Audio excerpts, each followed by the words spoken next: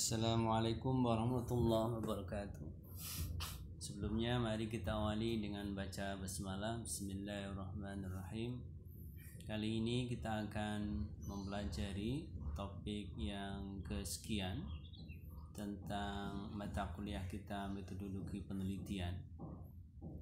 Topik ini yakni topik tentang pendekatan terhadap penelitian. Pendekatan penelitian itu mewakili kisi kita yang sudah kita sampaikan, yang secara umum terpilah menjadi pendekatan yang bersifat normatif dan pendekatan yang bersifat empirik. Baik, kita akan membicarakan tentang pendekatan di dalam penelitian yang nanti bisa kita aplikasikan di dalam riset skripsi yang akan Anda lakukan pada akhir-akhir semester besok. Pertama, yang perlu saya sampaikan, ada beberapa konsep penting di dalam penelitian yang seringkali tidak disadari oleh banyak peneliti, tetapi konsep-konsep penting ini sesungguhnya sangat berpengaruh bagaimana seorang peneliti memikirkan penelitiannya dan melakukan penelitiannya. Yang pertama adalah tentang paradigma, kemudian pendekatan, kemudian teori, dan yang ketiga adalah metode. Ada 4 konsep penting di dalam penelitian ini yang sifatnya adalah hierarkis, ya. Jadi seorang peneliti itu mempunyai paradigma tertentu. Paradigma itu kemudian diturunkan di dalam pendekatan diturunkan di dalam teori, dan yang terakhir teori diturunkan ke dalam metode. Nah, apa yang dimaksud dengan keempat konsep penting ini? Paradigma dan pendekatan dulu. Apa yang dimaksud dengan paradigma? Paradigma itu adalah nilai yang diperjuangkan yang mempengaruhi cara berpikir dan perilaku seorang peneliti. Di paradigma itu adalah nilai-nilai yang dianut oleh seorang peneliti. Kemudian, di antara paradigma penting di dalam penelitian, sebagaimana yang sudah kita sampaikan, umpamanya adalah ada paradigma yang bersifat positivistik, ada paradigma yang bersifat humanistik. Paradigma yang bersifat positivistik biasanya menjadi landasan, menjadi dasar bagi penelitian kuantitatif, sementara paradigma yang bersifat humanistik biasanya menjadi acuan filosofis bagi penelitian yang bersifat kualitatif. Tetapi kita dalam konteks ini akan membincang paradigma ini dalam kaitannya dengan Islamic Studies atau penelitian keagamaan, penelitian agama, penelitian hukum Islam, di mana paradigma itu sesungguhnya terpilah menjadi 3. Yang pertama adalah paradigma normatif, deduktif, teologis. Yang kedua adalah paradigma yang bersifat empiris, historis, dan induktif. Yang ketiga, paradigma yang bersifat integratif atau penggabungan antara yang normatif dan yang empirik. Masing-masing pilihan paradigma ini mempunyai asumsi nilainya masing-masing yang itu berpengaruh terhadap pelaku atau terhadap seorang peneliti. Misalnya, mereka yang menganut paradigma normatif, deduktif, teologis tentu mempunyai asumsi, mempunyai nilai, mempunyai keyakinan bahwa yang namanya kebenaran adalah kebenaran yang bersifat normatif, yakni berdasarkan kepada teks, berdasarkan kepada wahyu, dan itu hanya bisa dilakukan dengan nalar yang bersifat deduktif. Deduktif itu yakni diturunkan dari nilai-nilai keagamaan, dan termasuk dalam hal ini adalah dia bersifat teologis atau bersifat keagamaan atau bersifat ilahiyah. Sementara paradigma yang dianut oleh yang melakukan penelitian empiris, historis, induktif secara umum adalah bahwa yang namanya kebenaran itu tidak diperoleh dengan bersandar kepada teks semata, tetapi justru kebenaran itu harus diperoleh lewat realitas yang bersifat empirik. Jadi penelitian dalam hal ini adalah bermula dari nalar yang bersifat induktif. Nalar yang bersifat induktif itu artinya dia harus mencari kebenaran lewat melakukan riset-riset pada realitas sosial yang sesungguhnya. Kemudian yang ketiga itu adalah paradigma yang bersifat integratif, itu menggabungkan antara yang normatif dengan yang empirik.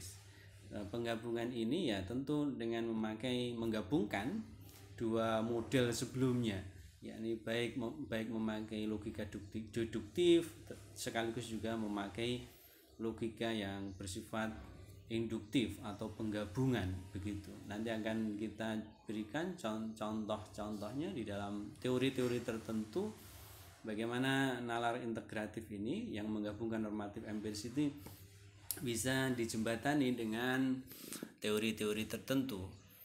Kemudian yang kedua, paradigma. Setelah paradigma ini ditentukan, maka seorang peneliti harus menentukan pendekatan. Apa yang dimaksud dengan pendekatan?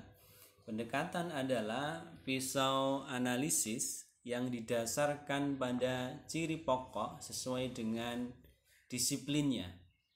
Umpamanya di dalam penelitian yang berparadigma normatif, maka pendekatan atau pisau analisis bagaimana objek yang diteliti itu ingin didekati itu memakai ilmu-ilmu keagamaan murni. Umpamanya dalam paradigma normatif, pendekatan yang bisa dipakai adalah pendekatan umpamanya ilmu Al-Quran, ataukah dia pendekatan ilmu hadis, pendekatan fikih, pendekatan usul fikih, dan lain sebagainya. Ini mewakili dari paradigma normatif.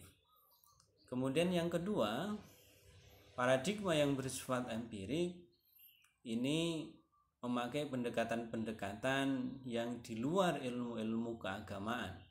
Pendekatan-pendekatan empirik ini bisa memakai sejarah, disiplin keilmuan sejarah, sosiologi umpamanya, antropologi, gender, psikologi, dan sebagainya. Jadi di dalam pendekatan yang bersifat empirik, keilmuan yang dipakai sebagai sebuah pendekatan adalah ilmu-ilmu yang bersifat non-agama. Kemudian yang ketiga adalah pendekatan integratif, integrasi antara yang normatif dan yang empirik. Nah, pisau analisis keilmuan yang dipakai pendekatan yang bersifat integratif ini adalah yang menggabungkan antara ilmu umum dan ilmu-ilmu keagamaan sekaligus sebagai pisau analisisnya. Pendekatan integratif ini biasa atau sering kali disebut sebagai pendekatan yang bersifat interdisipliner. Kemudian sekarang apa yang dimaksud dengan teori dan apa yang dimaksud dengan metode? Teori adalah seperangkat proposisi yang akan dipakai sebagai media untuk menganalisis data-data penelitian. Teori adalah sebagai alat baca terhadap data. Ya, data-data yang ditemukan seorang peneliti di lapangan kemudian dibaca dengan teori-teori tertentu. Teori-teori itu diturunkan dari pendekatan keilmuan apa yang mau dipakai sebagaimana dijelaskan sebelumnya. Setelah teori baru kemudian diturunkan dalam bentuk metode. Metode adalah hal-hal yang sudah sangat aplikatif di dalam sebuah penelitian. Metode ini juga diturunkan dari teori apa yang dipilih oleh seorang peneliti. Teori di dalam penelitian normatif umpamanya, karena penelitian normatif tadi adalah hanya melibatkan ilmu-ilmu keagamaan murni, maka teori-teori yang dipilih umpamanya misalnya adalah teori tafsir tahlili, teori tafsir ijmali, teori maudhu'i. Umpamanya kalau itu memakai pendekatan ilmu Al-Qur'an. Teori takhrij al-hadis umpamanya dalam kaitannya dengan ilmu hadis, teori qiyas, teori maqasid, teori istiqsan, teori masalah mursalah dan sebagainya di dalam usul fikih. Nah, ini adalah contoh-contoh teori yang diturunkan dari paradigma dan pendekatan yang bersifat normatif. Kemudian yang kedua, teori di dalam penelitian empirik. Teori di dalam penelitian yang bersifat empirik atau yang memakai paradigma dan pendekatan empirik itu memakai keilmuan umum, yang ilmu-ilmu atau disiplin-disiplin keilmuan yang non agama. Nah, apa saja yang bisa dipakai tergantung pendekatan keilmuan apa yang mau dipakai. Umpamanya contohnya adalah teori tentang progres atau perkembangan di dalam keilmuan sejarah, tentang materialisme dialektik umpamanya, tentang dialektika materialism di dalam ilmu sejarah, sebagaimana yang sangat populer di dalam konsepnya Karl Marx tentang sejarah, bahwa ada hubungan yang erat antara ide, gagasan dengan materi. Kemudian ada sosiologi pengetahuan, teori sosiologi pengetahuan, teori strukturalisme, teori konflik, teori fungsionalisme struktural ya, strukturalisme. Ini umpamanya mewakili dari pendekatan sosiologis ya, pendekatan paradigma empirik dengan pendekatan ilmu-ilmu sosiologi. Kemudian ada konstruksi sosial di dalam, umpamanya kalau memakai pendekatan dan paradigma gender. Kemudian yang ketiga, teori di dalam penelitian integratif umpamanya adalah asbabun nuzul di dalam ilmu-ilmu agama. Nah, tentu asbabun nuzul ini sungguhnya adalah ilmu agama murni, tetapi asbabun nuzul jikalau ini kemudian digabung dengan pendekatan-pendekatan sosial, maka dia akan menjadi teori di dalam penelitian yang bercorak integratif. Teori double movement Fazlur Rahman umpamanya ketika menafsirkan Al-Quran, di mana Fazlur Rahman menyatakan bahwa untuk menafsir Al-Quran secara benar, dia harus tidak hanya menafsirkan teksnya, tetapi juga melihat situasi historis ketika teks itu diturunkan, termasuk dalam setelah itu kemudian tidak cukup itu, kemudian juga melihat kondisi sosial kesejarahan di mana pesan teks itu mau diaplikasikan. Nah, maka teori double movement itu adalah teori yang menggabungkan antara pendekatan yang bersifat deduktif dan pendekatan yang bersifat induktif.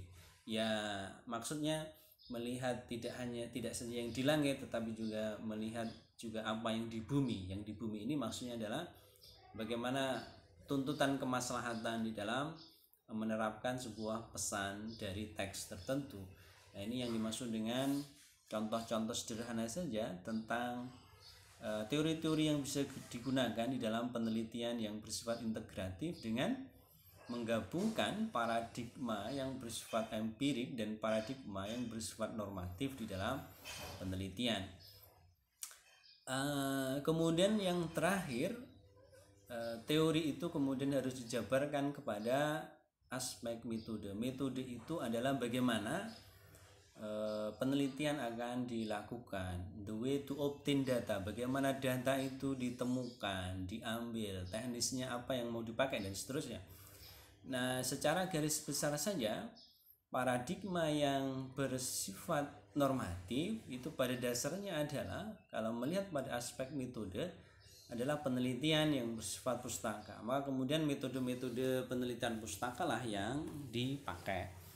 Kemudian yang paradigma yang bersifat empirik pada dasarnya adalah penelitian lapangan. Karena itu metode-metode yang dipakai, teknis-teknis penelitian yang dipakai adalah yang khas penelitian lapangan. Kemudian yang integrasi metodenya pada dasarnya adalah penelitian pustaka sekaligus penelitian lapangan. Nah, karena itu secara umum sesungguhnya penelitian di dalam konteks ilmu-ilmu agama atau penelitian hukum Islam itu bisa bercorak atau berparadigma normatif, kemudian berparadigma empirik, dan bisa yang berparadigma integratif yang menggabungkan antara yang normatif dan yang empirik. Nah, dalam kaitan hal ini penting untuk melihat bagaimana agama itu diteliti, ya, pendekatan penelitian agama itu.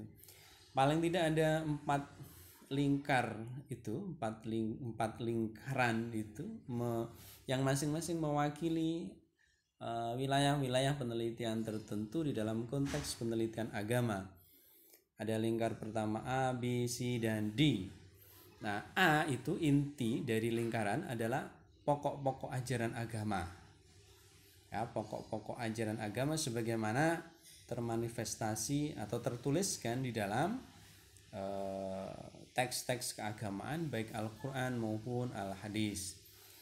Kemudian yang kedua, B, lingkaran B adalah hasil-hasil pemikiran filosofis dalam agama, hasil-hasil istihad.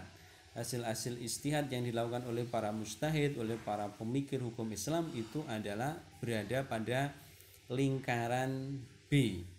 Jadi kalau kita mempelajari kitab-kitab fikih dalam berbagai mazhab itu adalah sesungguhnya berada pada lingkaran B, hasil-hasil pemikiran filosofis dalam hal agama itu. Kemudian yang C, lingkaran C adalah tingkah laku kehidupan keagamaan umat beragama. Tingkah laku yang sudah bersifat praktis, yang sudah mengejawantah di dalam perilaku keseharian umat Islam, baik yang sifatnya individu maupun yang kolektif. Nah, tingkah laku kehidupan keagamaan ini sangat ditentukan oleh bagaimana sebuah masyarakat, bagaimana individu, tokoh agama, bagaimana komunitas itu memahami pokok-pokok ajaran agama, memahami hasil-hasil pemikiran filosofis yang telah ada, hasil-hasil istihad, dan termasuk juga dialogkan dengan situasi di mana individu atau masyarakat itu berada. Jadi C itu adalah tingkah laku kehidupan keagamaan umat beragama. D itu adalah sosial budaya yang mempengaruhi perkembangan pemikiran kehidupan agama. Jadi ada hubungan timbal balik antara perilaku, hasil-hasil pemikiran filosofis dan sosial budaya. Ada kalanya pemikiran filosofis tentang agama itu juga dipengaruhi, dan barang tentu demikian, dipengaruhi oleh sosial budaya. Termasuk dalam hal ini bagaimana tingkah laku kehidupan sosial budaya itu juga dipengaruhi oleh agama, hasil-hasil pemikiran filosofis. Penjelasannya di bawahnya itu. A, di sini riset agama hanya bisa meneliti sejarah kitab suci itu dan memahami isinya, ajaran-ajarannya, memahami ajaran-ajaran Islam, memahami konsep-konsep hukum Islam, aturan-aturan hukum Islam yang berada di dalam Al-Quran maupun Al-Hadis itu berada pada lingkaran A. Ya, di sini riset agama hanya bisa meneliti sejarah kitab suci. Kemudian dan isinya, pemahaman tentang isinya. Kemudian yang B, bagian ini bisa diteliti dengan metode filosofis dan historis. Jadi A dan B tadi hasil-hasil pemikiran filosofis itu juga bisa diteliti dengan metode yang serupa, filosofis dan historis. Secara umum lingkaran A dan B adalah wilayahnya penelitian-penelitian yang bersifat normatif. Kemudian C dan D adalah bagian ini bisa diteliti dengan metode empiris sosiologi. Jadi C dan D, C itu adalah tingkah laku kehidupan keagamaan umat beragama. Bagaimana umat beragama itu menerapkan, mengaplikasikan ajaran agama. Dan D itu adalah sosial budaya yang mempengaruhi perkembangan pemikiran kehidupan agama. Ini pada prinsipnya ada pada wilayah penelitian-penelitian yang bersifat empirik dan sosiologis.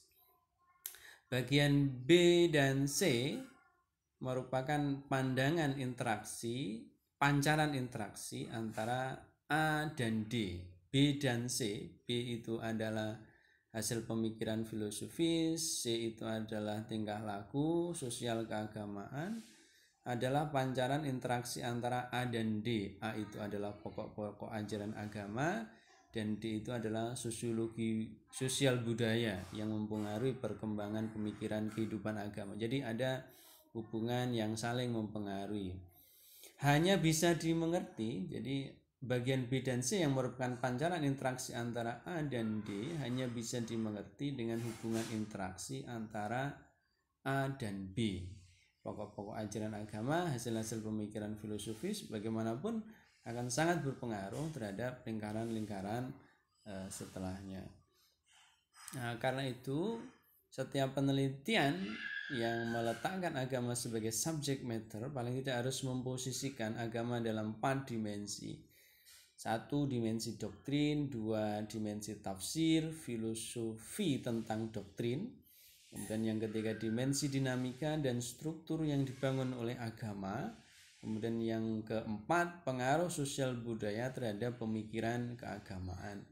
Nomor 1 dan 2 pada umumnya itu adalah penelitian yang bersifat normatif dengan metode kepustakaan tadi. Kemudian yang ketiga dan keempat itu umumnya adalah penelitian yang bersifat empirik.